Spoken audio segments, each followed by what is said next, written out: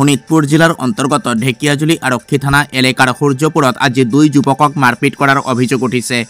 এই সন্দৰ্ভত আজি ঢেকিয়াজুলি আৰক্ষী থানাত এজাহাৰ দাখিল কৰিলে আঘাতপ্ৰাপ্ত দুই যুৱকে।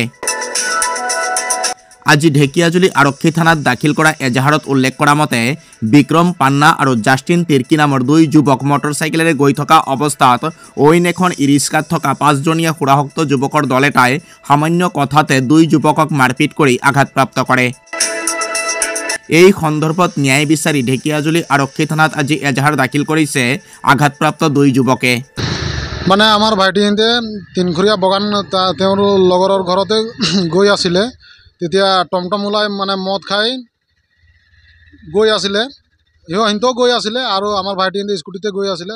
মদ খোৱাৰ মানে টমটমটো অলপ মানে বেকা বিকিকৈ চলোৱাত ভাইটিহঁতে ক'লে যে দাদা অলপ টমটমটো ভালকৈ চলোৱা, এনেকুৱা চলাই আছে বুলি কোৱাতে সিহঁতে মানে যে আগ ভিটি ধৰি পেলাই ক'লে যে কাক দম দি আছ, এনেকুৱা মানে কৈ পেলাই আৰু মানে মাৰ ধৰ কৰিছে।